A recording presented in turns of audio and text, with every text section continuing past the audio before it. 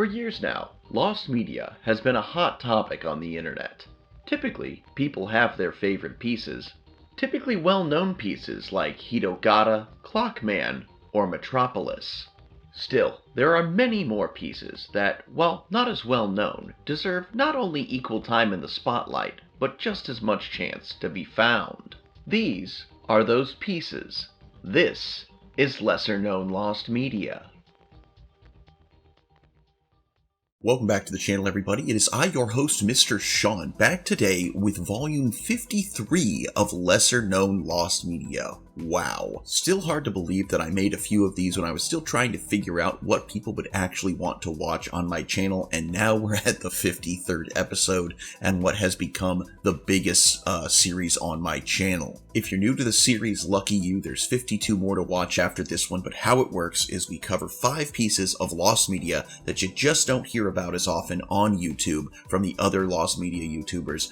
And the thing is, we start with 4 totally family-friendly pieces, take a brief ad break, and then boom, we end with a 5th final spicier piece of lesser-known lost media. It's a pretty simple format, and it's been working pretty well. Just a heads up, everybody, for those of you keeping count, we are already at 840 subscribers, having reached 800 only a few weeks ago. And to those of you who are just joining us or those who have not subscribed yet, if you enjoy this content, please consider subscribing. We're trying to get 1,000 subscribers by the end of the year. And with all that being said, let's get into our first piece. At number 1, we have Kid Thulu and the Janken Bunch, lost unreleased Newgrounds game from 2009. Since I forgot to mention it in the intro, every piece on today's list is going to be a piece of lost internet media. So Kid Thulu and the Janken Bunch was a flash game being developed for the Newgrounds Power of 3 event by Psychosis 91, The Wave, and Ed Gould in 2009. The gameplay would follow a kid version of Cthulhu fighting in Mega Man-style combat against the Janken Bunch, which were based on rock, paper, scissors. The game was announced late May of 2009 through Ed Gould's blog. He said, "I have formed a group with Psychosis 91, who codes my games, and The Waves, who made the intro music for Movie Makers for the Newgrounds Power of 3 summer event, which basically means we shall be making a game together over the next few months, hopefully meaning it will be an awesome game." After this, there was almost no mention of the game going forward. In the final post mentioning it, Ed named it Kid Thulu and said that it was about half finished. No content from the game was ever shared, and Ed would sadly pass away from leukemia in 2012. Shortly after the release of The End Part 2, Psychosis 91 made a post on Newgrounds about his time working with Ed. In the post, he said the game was cancelled because he was starting university, and Ed began to focus more on his series, Ed's World.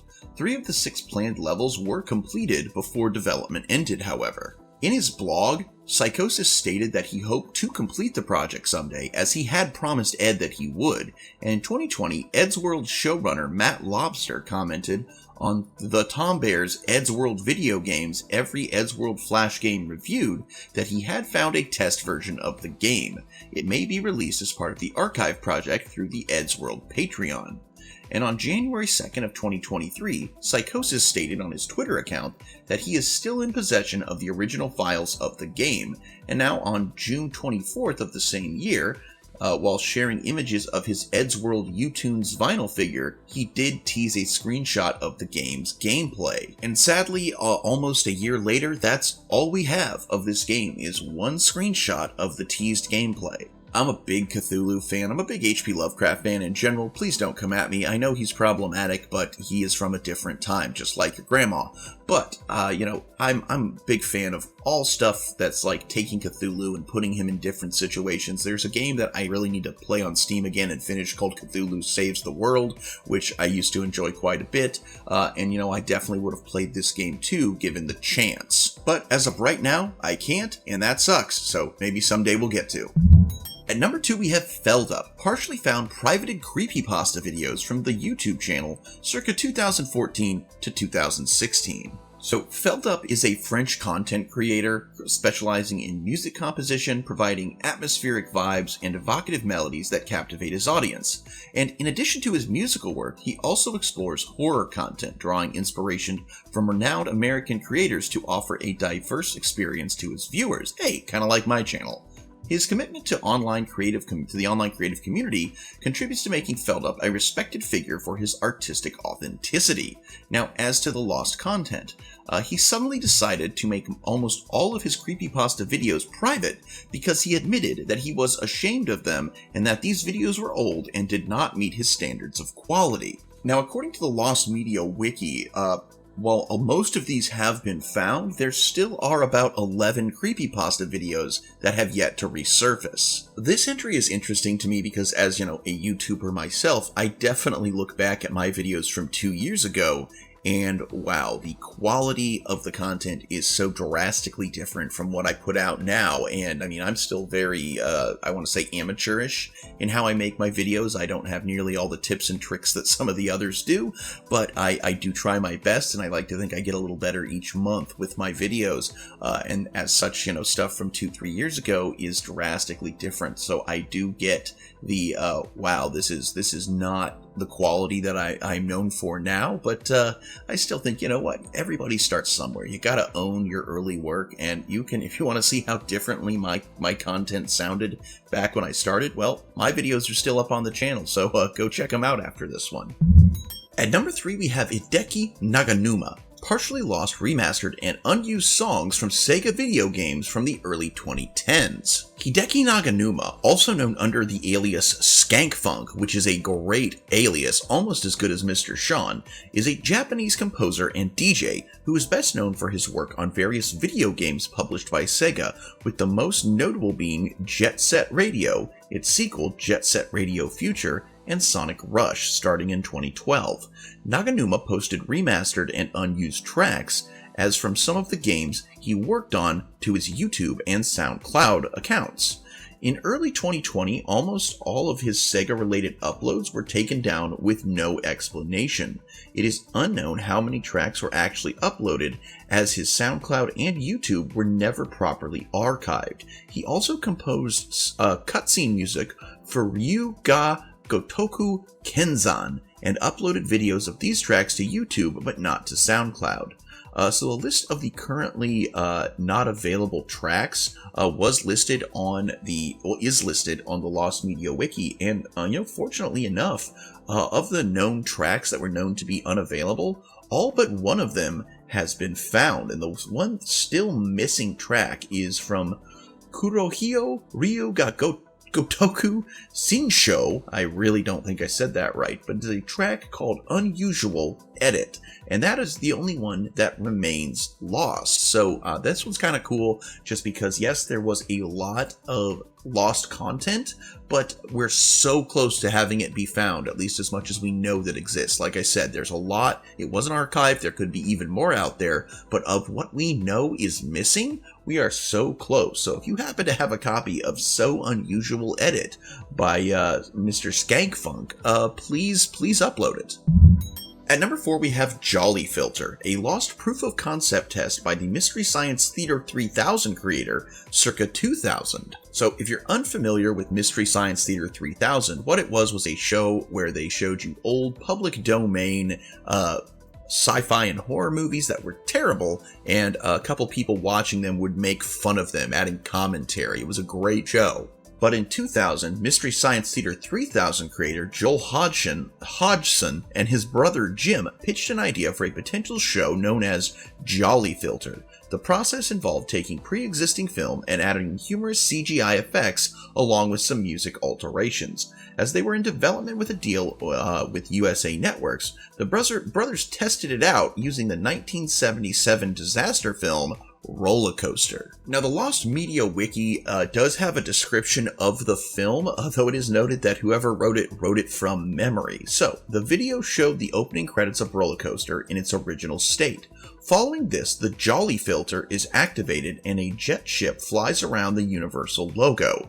It then makes a splash landing near the boardwalk where Timothy Bottoms goes fishing with a small frog attached to his rod. The frog gets eaten by a shark while Bottoms turns on the radio where Ohio players love roller coaster plays. While investigating the Ocean View amusement park through binoculars, a fly gets into his nose. The park's clown building suddenly opens, revealing an electrifying brain. Its eerie appearance manages to break the glass off the binoculars, and the fly buzzes off. So whatever happened with this project? Well, ultimately, the project never panned out, and Hodgson moved on to the MST3K spiritual successor, Cinematic Titan, in 2008. The Cinematic Titan YouTube channel uploaded the entire test video. Unfortunately, the video soon had its audio muted due to copyright infringement, and the entire video was taken down by the end of 2009. Outside of its YouTube thumbnail, no footage from it has resurfaced. Now, like I said before, I was a big fan of MST3K. I never watched Cinematic Titan. In fact, I'd never heard of Cinematic Titan. And my favorite thing that happened after MST3K ended was actually the other people of the show, Michael J. Nelson, Bill Corbett, and Kevin Murphy, went on to make Riff Tracks, which is still going strong today, where you can download audio files to play alongside movies that you like, that you have, as either DVDs or digital copies, and they'll riff on some of your favorite movies. Joel Hodgson was never really my favorite. I always just found his delivery a little too dry for what was going on. And in all honesty, as much as I love him as the creator of MST3K, whatever this Jolly Filter idea was, it just seems like, I don't know, I don't get it personally. According to the description, it's just like, how is this fun to watch? How is this, like, it's not, if it ain't broke, don't fix it. But still, it's always neat for people to try new things, and it would be nice, even though it didn't pan out, to be able to watch this as kind of a, like, hey, you know what? Always try something new, but this one has been unfortunately lost to time.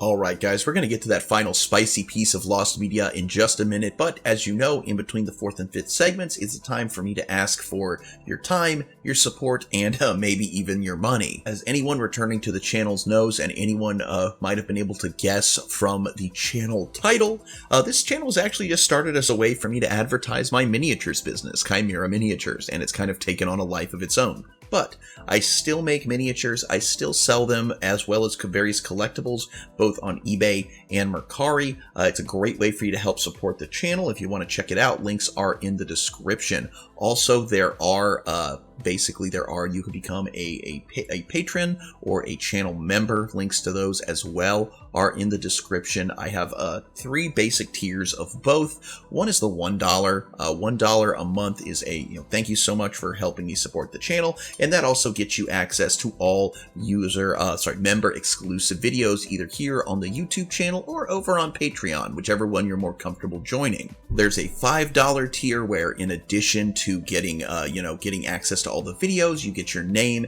in a scrolling list at the end of every video, and that's the $5 tier, both here and on Patreon. And then there's a $10 tier, where on top of the other two, you also get a verbal shout out at the end of at least one video each week. And there's also the option to make a one-time PayPal donation, so if you can do any of those, either joining up, buying a mini, or making a donation, very much appreciated. But beyond anything else, the best way to support the channel is to like, is to comment, is to subscribe. All these things help the algorithm, help us get more people over to the channel. Like I said, we're trying to get 1,000 subscribers by the end of this year, and we're already at 840, so we're doing great, but we're not there yet. I still need your help. So you know what? If you can help monetarily, that's great, but if you can just help by giving your time and your comments and your subscription, that would be very much appreciated. Thank you all so much for helping me on this journey, and I really am enjoying making these, and I hope you will continue to enjoy watching them. And with all that being said,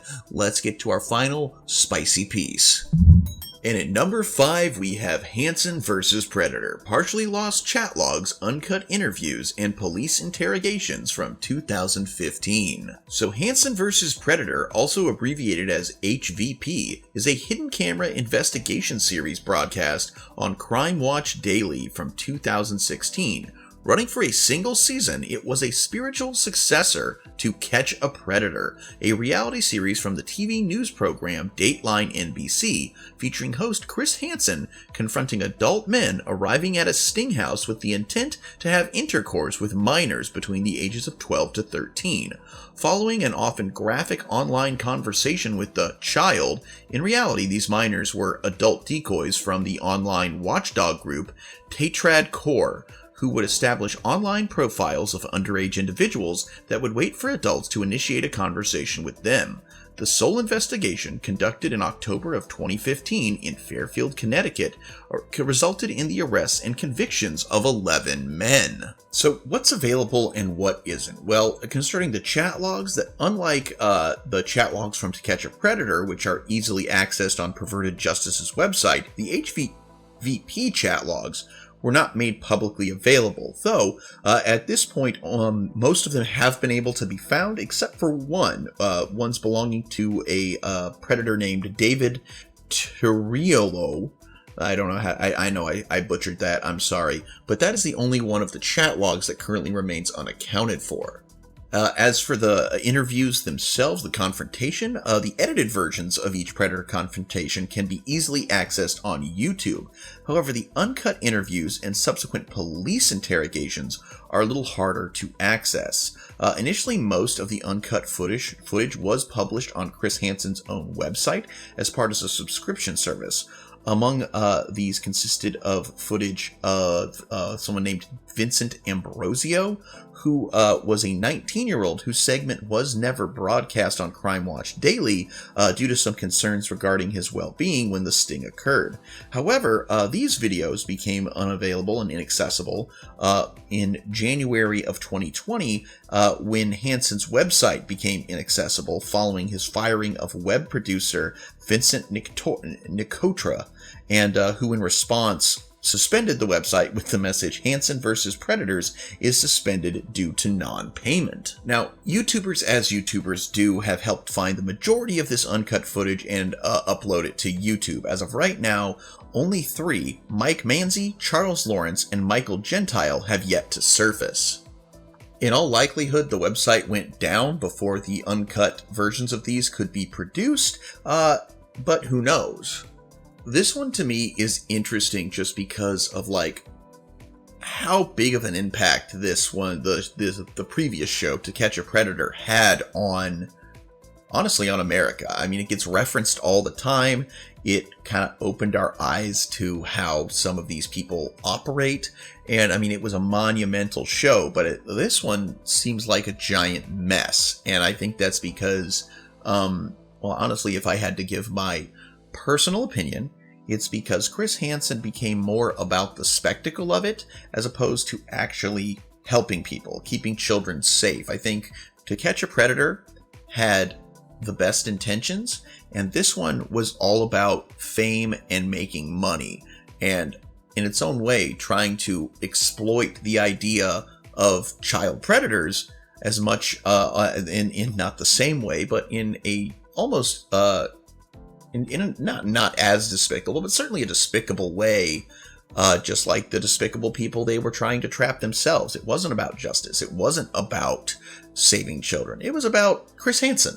And it definitely seems like that's why there is a lot of lost content, why it is not, and why most people don't even know about Hansen versus Predators. They know To Catch a Predator, but because that was a good program, that was a good, and with good intention. And this one was just an ego trip and money-making scheme for Chris Hansen, and I think that's why it's lost. And I think it's important to remember that even a lot of things start out with good intentions, and it goes off the rails somewhere. And guys, that's going to be our video today. I want to thank you all for joining me for these 53 videos. I definitely want to give a shout out to my wonderful, beautiful patron. Yes, I still only really have one member of the beta club, J-Dog. J-Dog, you've been with me since the early days of this channel, and I want to thank you for your continued support. Again, J-Dog's name feels pretty lonely with the shout outs and on that rolling credits, so if you'd like to join him, please join either the $5 or $10 tier, either as a channel member member or over on Patreon. As well as if you'd like to get access to all of the members exclusive videos, feel free to join the $1 tier, either here on the channel or over on Patreon. Again, I also have my minis and my PayPal link. And again, if you can help that way, I do appreciate it.